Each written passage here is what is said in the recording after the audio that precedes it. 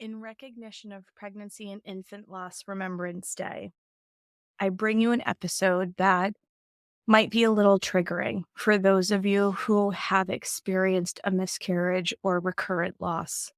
It is important, though, because it is all about how we talk about this experience and how those words make a huge impact on how we feel and our success in the future.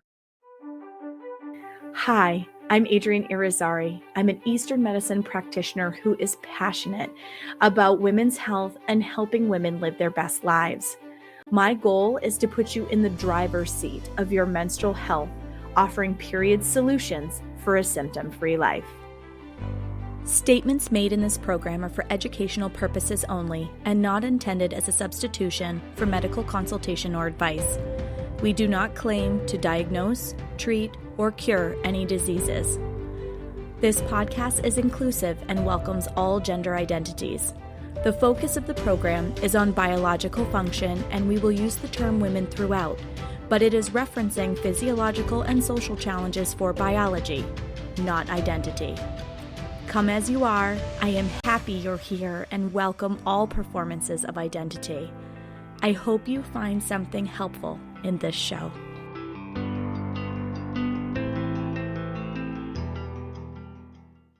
Welcome back to another episode of the Reproductive Rebel podcast. I'm being inspired by reels that I've seen fairly recently, and I feel like they serve as really good conversational pieces for the show. I saw this reel not all that long ago that was put out by James Vanderbeek about miscarriage. And if you did not see that reel, I would highly recommend you check it out. It was one of the most well-worded looks at miscarriage from my perspective. Now, he has been very public about the fact that he and his wife have had several losses, which, as somebody who has had 7 losses herself, I deeply resonate with, and my heart goes out to their family because it is gut-wrenching to go through.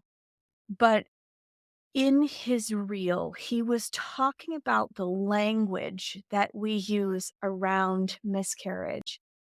And I might get a little emotional as I record this one, and for good reason, because I've lived it and I have supported so many women through it that it just deeply touched me to not only have somebody so eloquently talk about the language that we use around miscarriage, but to have that come from a man, I thought was really profound. So I wanted to talk about the language that we use around pregnancy loss because miscarriage can make it feel like the woman is at fault, like she did something wrong, her body failed somehow. And because carrying a baby to term is one of those things that we just kind of like take for granted that every woman can just do and should be as natural as breathing and et cetera, et cetera. And, because there is such a high number of women who are experiencing loss, it's an assumption that we cannot make anymore. We are experiencing that for lots and lots of reasons. Environmental reasons, things that are banned and outlawed in other industrialized countries around the world that we allow in the United States. That could be an entire episode in of itself. Maybe I should try to get RFK Jr. on the show to talk about that because he speaks about all of the things in our environment, our products, our water, our behaviors that we've come to accept as normal that are creating dysfunction and disharmony in our systems. But whatever the reason that the pregnancy doesn't go to term, when we use the word miscarriage, a woman is already feeling like they've failed in some way, like their body didn't do something right. Like, maybe I should have done something differently. You go through all of the what ifs. Should I have gotten on that plane? Was that the reason? Was it because I had lunch meat and I didn't know I was pregnant yet? Like, I know that that sounds insane, but these are the very real questions that go through a person's head when they experience this kind of loss. Like, what did I do and what could I have done differently? A lot of times, those questions are what encourage people to seek people like me out because there are not a lot of resources out there to support people who are grieving this experience. I have a lot of clients who, when they do find me, they go, "Oh, I'm so grateful that you're able to give me this information because, I Doctor Googled this stuff.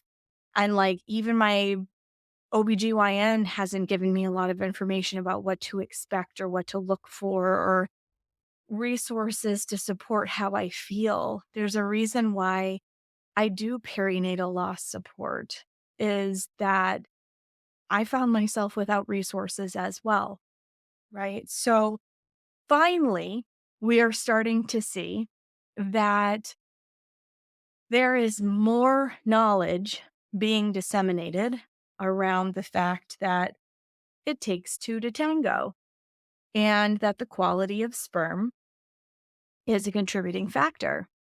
Imagine it isn't just a woman problem. We are having epidemic levels of male infertility challenges right now. And that wasn't what he was speaking to in the reel, but I loved the way that he talked about miscarriage does not imply failure. And that is the message that I really want to drive home in this episode is that, we can talk about the whys. We can talk about the fact that men are at this like critical mass point where male infertility challenges are so freaking high that it's not going to take long if we do not make any changes that men will be infertile. It's a real crisis that needs to be looked at and needs to be addressed. But for me, the part that, and maybe I'll sit down and I'll do another episode about just all of that, but I have felt really called to talk about the experiential side of it, the emotional side of it, the energetic side of it, which is why in the previous couple of episodes, we've talked about like how your brain responds to the trauma of loss and the fact that you lose time and your body acts like you've experienced brain trauma when you've had this kind of loss. So if you have not checked out episode 41 with Jamie Arroyo, please check that out.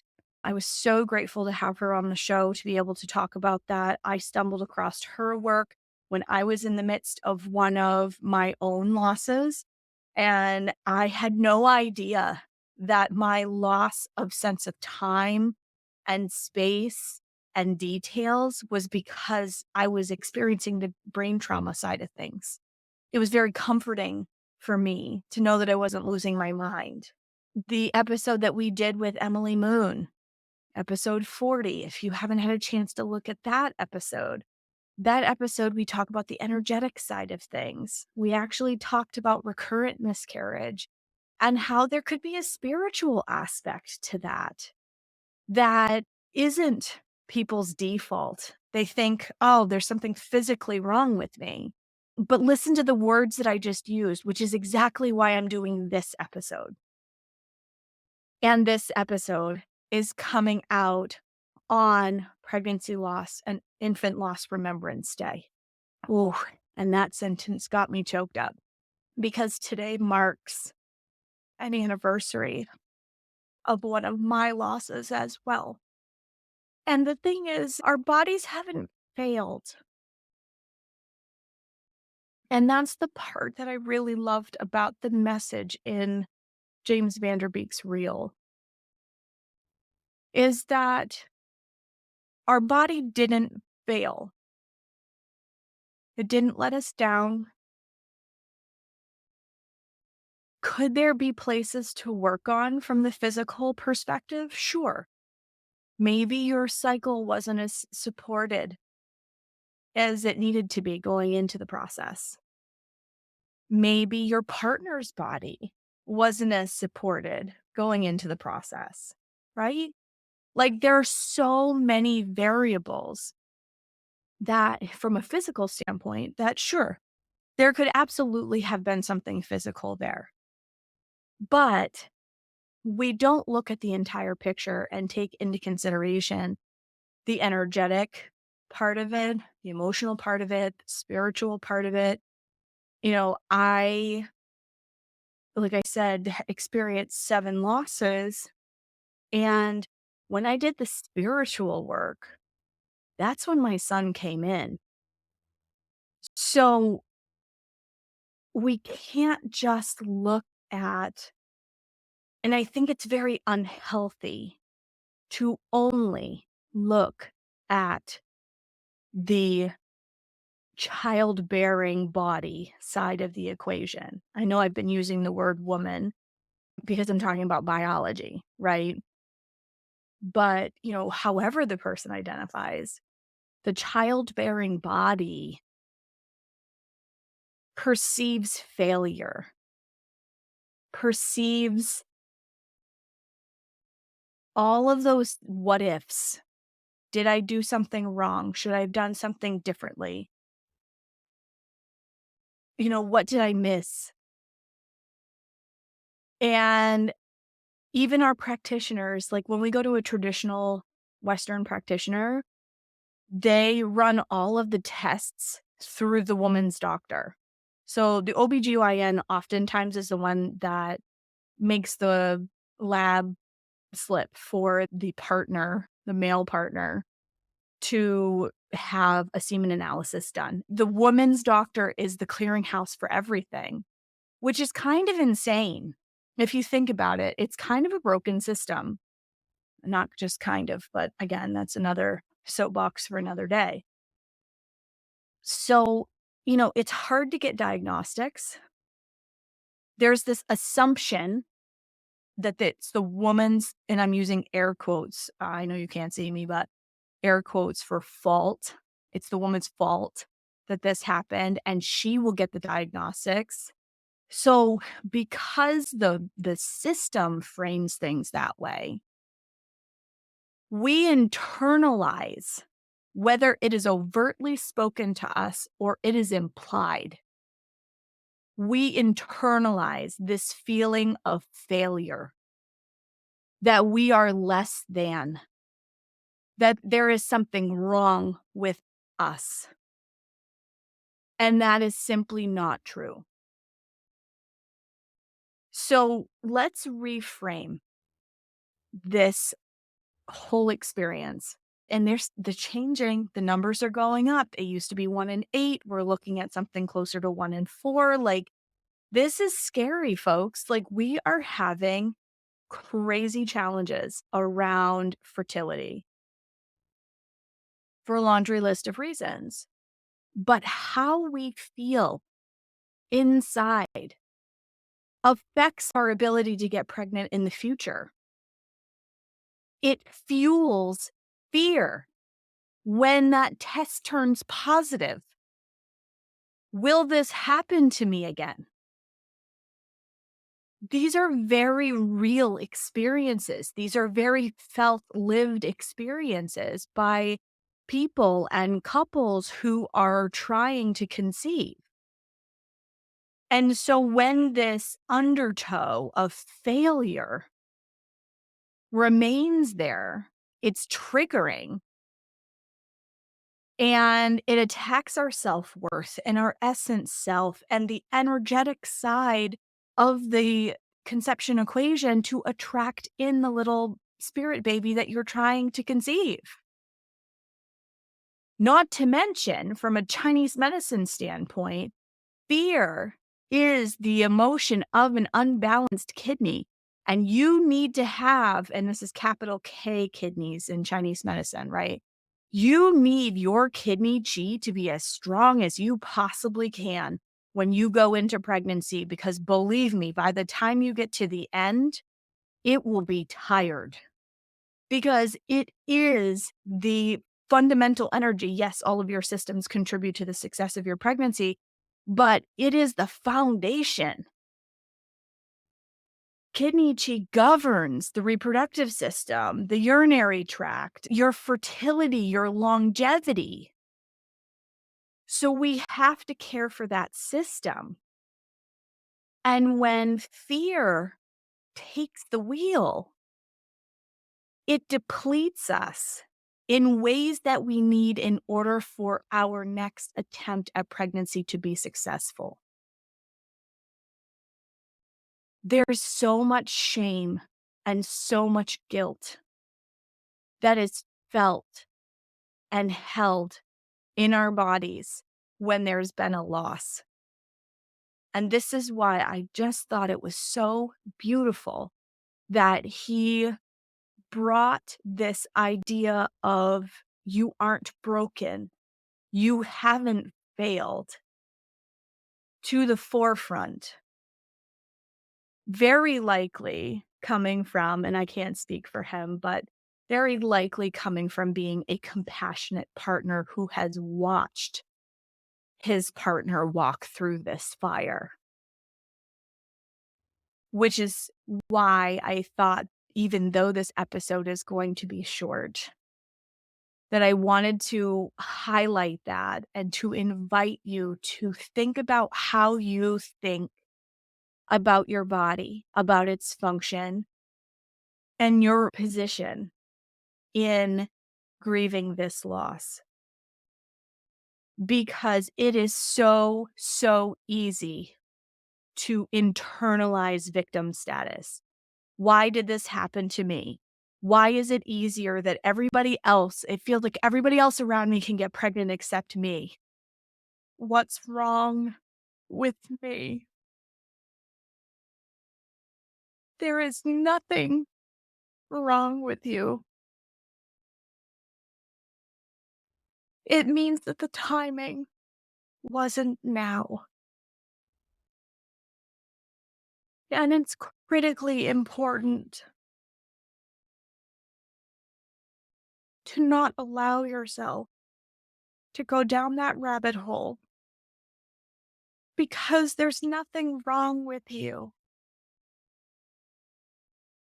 Are there ways that your body is inviting you to step into better support? Yes. What kind of support? That's something that is really done on a case by case basis. I've interviewed a few practitioners that work in this space, like Irvi earlier in the season, like Emily, who I interviewed a couple weeks ago. There are practitioners that work in this space because they've lived it. I stepped into working in this space because I was living it. And it breaks my heart to see the number of people who feel all of these things and they go back to work and they don't feel like they can vocalize any of it. And even with the most compassionate partner in the entire world, the partner isn't the one who was to carry. And so they don't feel the same connection to it. And you become an island where you feel isolated and alone. And it's a very hard place to be. And when you're in that isolated and alone space, it is very, very, very easy to start sliding down that rabbit hole. Why me? Why can everybody else do this except me? That victim, sitting in that victim status. Instead of flipping that frame and going, okay, what do I need to do to support me and my partner so that we can be successful? And that is the space that I work in.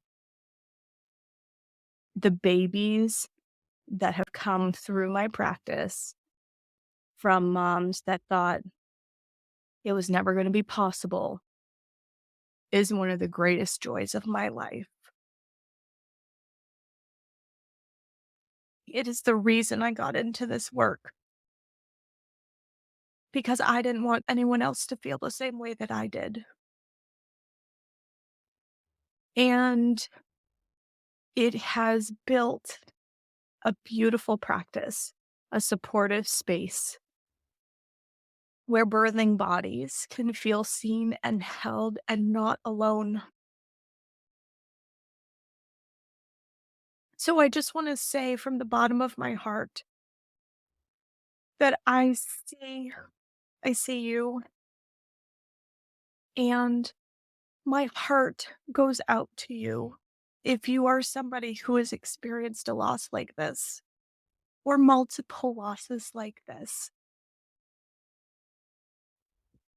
I've been on my own journey over the course of the last 8 years from unexplained fertility with lab results that were fine for both me and my husband